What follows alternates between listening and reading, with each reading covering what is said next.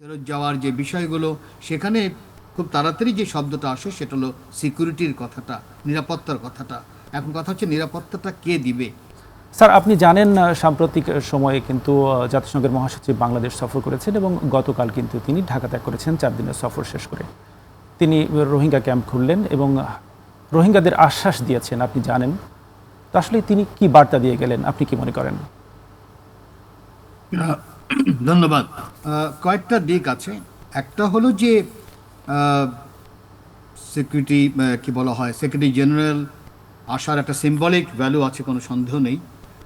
এবং উনি যেই সময় আসলেন, তখন গুরুত্বপূর্ণ যে বিষয়টা দাঁড়িয়েছে, সেটা হলো যেহেতু যুক্তরাষ্ট্র আহ, রীতিমতো তার আন্তর্জাতিকরণ যেটা ছিল বলতে গেলে দ্বিতীয় মহাযুদ্ধের পরে, সেটা থেকে রীতিমতো সরে যাচ্ছে, এবং বড় আকারেই সরে যাচ্ছে।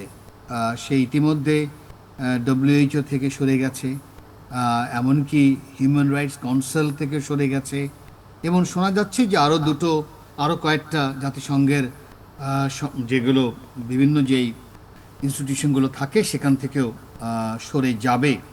এই সরে যাওয়ার ফলে যেটা হয়েছে, এমনকি ইউএস এইড যেই কাঠামো, সেখানেও বড় ধরনের কাট সে করতে চাচ্ছে।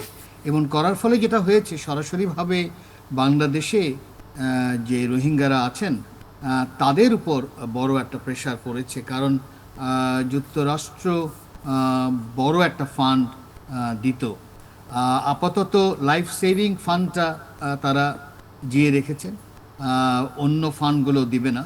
তো যেই সময় সেক্রেটারি জেনারেল আসলেন, স্বাভাবিকভাবে যেই গ্যাপটা হয়েছে সেটা যদি হোমওয়ার্ক করা দরকার, যে ওই গ্যাপের মধ্যে প্রয়োজনীয় একেবারেই যে না হলে হয় সেগুলো কি, এবং কোন কোন দেশ থেকে এটা পাওয়া যেতে পারে, এরকম হোমওয়ার্ক করে তাকে দিলে হয়তো আর একটু সুবিধা হতে পারে। এই কারণে বলছি যে তার নিজস্ব একটা ইনফ্লুয়েন্স আছে, কোনো সন্দেহ নেই, যেহেতু সেক্রেটারি জেনারেল।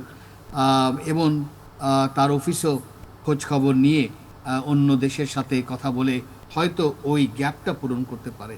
এটা হলো একটা দিক।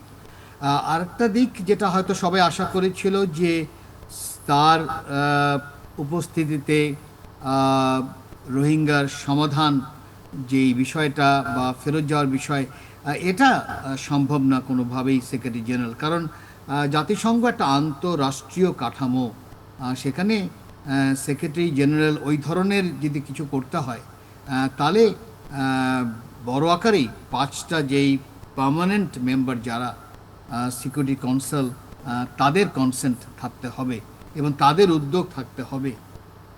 কারণ আমি যদি যেটা বলা হচ্ছে যে করিডোর করা বা ফেরত যাওয়ার যে বিষয়গুলো, সেখানে খুব তাড়াতাড়ি যে শব্দটা আসে সেটা হলো সিকিউরিটির কথাটা, নিরাপত্তার কথাটা। এখন কথা হচ্ছে নিরাপত্তাটা কে দিবে?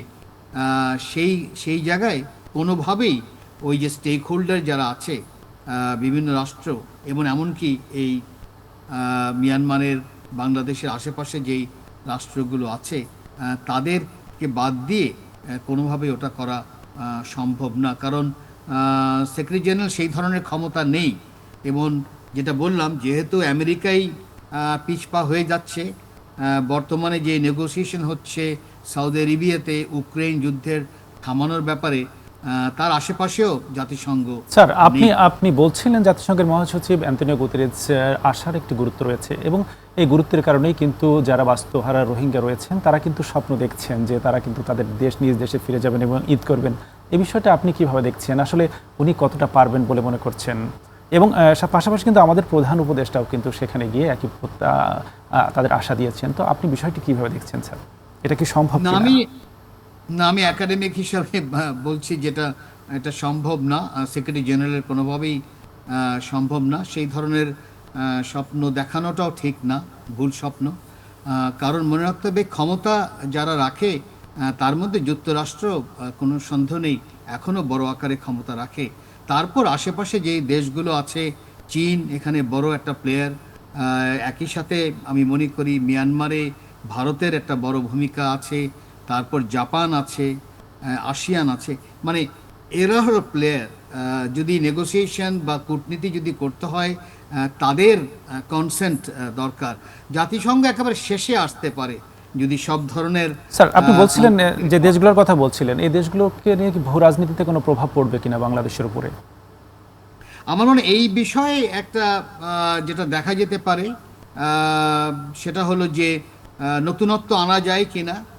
কারণ একটা জিনিস মনে রাখতে হবে যে আমি যতই পরিকল্পনা করি না কেন আমাকে কিন্তু তৎমাদো এবং আরাকান আর্মির সাথে কিন্তু একটা কূটনীতি করতেই হবে বা নেগোসিয়েশন করতে হবে। কারণ তারা হলো নেইবার এবং তারাই হলো কি বলা হয় মেইন স্টেক হোল্ডার।